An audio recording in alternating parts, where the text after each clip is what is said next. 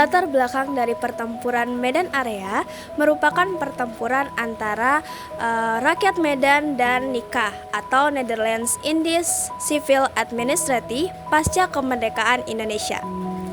Peristiwa ini terjadi di kota Medan, tepatnya di Sumatera Utara pada tanggal 9 Oktober 1945. Peristiwa ini bermula dari kedatangan pasukan sekutu di bawah pimpinan Inggris, kemudian diikuti oleh pasukan Nika pada tanggal 9 Oktober 1945. Kemudian mereka menguasai kota Medan dan melakukan Civil Affairs Agreement. Kedatangan pasukan sekutu yang diikuti oleh Nika awalnya diterima dengan sangat baik oleh para masyarakat kota Medan, karena tujuan awal mereka adalah untuk membebaskan para tawanan-tawanan perang pribumi yang disekap oleh Belanda. Namun, nampaknya kedatangan Nika sudah dipersiapkan untuk mengambil alih pemerintahan Indonesia yang pada saat itu baru merdeka. Pasukan sekutu dan pasukan Nika yang berada di Hotel Wilhelmina menginjak-injak rencana merah putih yang dimiliki oleh para pemuda dan pemudi Indonesia. Hal inilah dan dari kejadian inilah yang menjadi latar belakang dari pertempuran Medan Area pada tanggal 9 Oktober 1945. Kronologi Perang Medan Area. Pada tanggal 13 Oktober 1945, pasukan sekutu melakukan aksi menginjak-injak lencana merah putih pengunjung hotel di lobi Hotel Wilhelmina.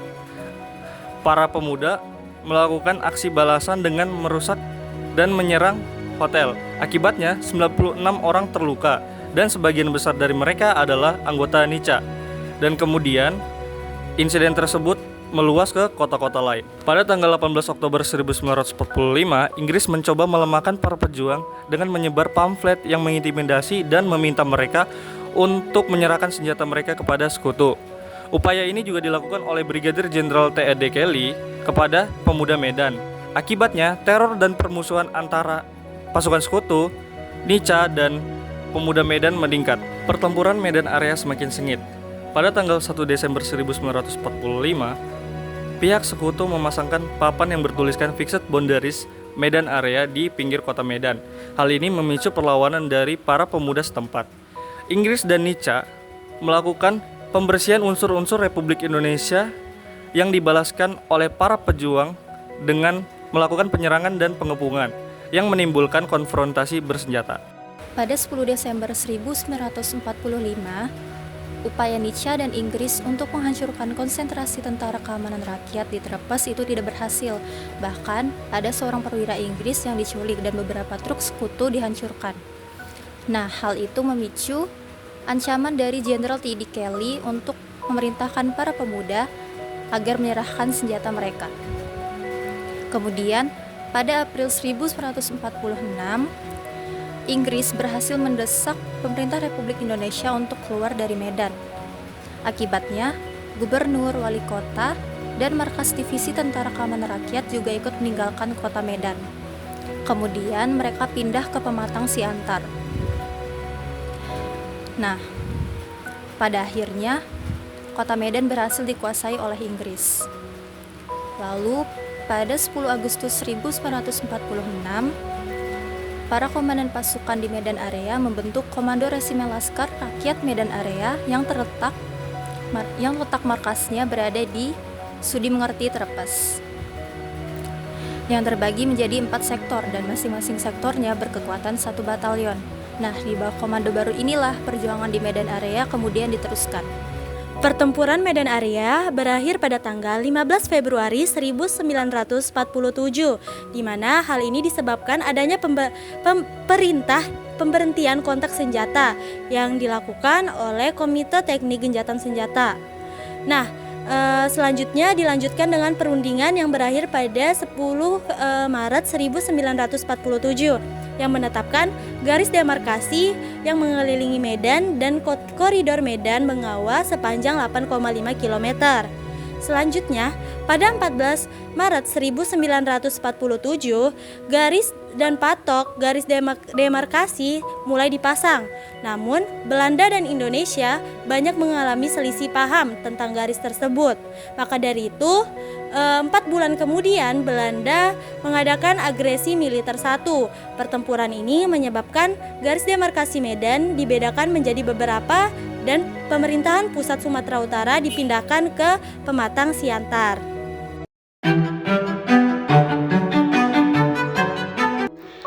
Tokoh-tokoh dari pertempuran Medan Area.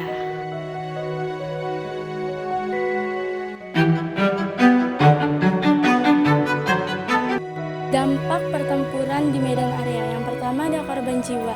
Pertempuran ini mengakibatkan korban jiwa kedua belah pihak, 7 orang pemuda dan 7 orang bocah tewas dan 90 orang bocah lainnya luka-luka.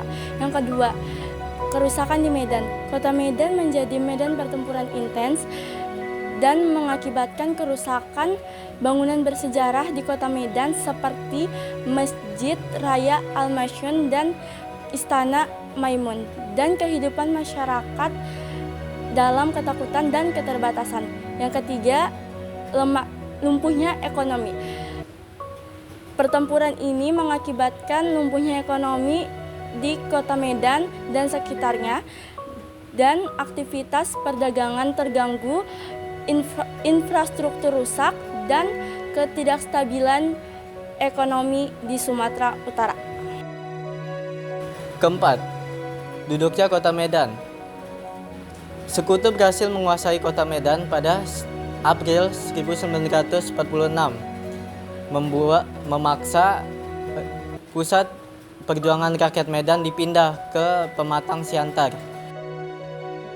Kelima, perubahan struktur militer. Perlawanan melawan sekutu sangatlah sengit, membuat komandan pasukan RI membuat Komando Resimen Laskar Rakyat dan mengubah Barisan Pemuda Indonesia menjadi Komando Resimen Laskar Rakyat. Keenam, awal bentuk TNI.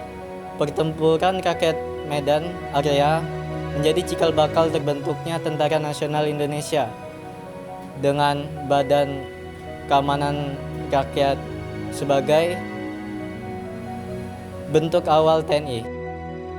Kita sebagai generasi muda harus tetap mempertahankan dan menjaga kemerdekaan yang sudah diperjuangkan oleh para pahlawan. Karena ancaman-ancaman yang bertujuan Untuk menghancurkan bangsa Indonesia masih akan terus ada, baik dari luar bangsa maupun dari dalam bangsa kita sendiri.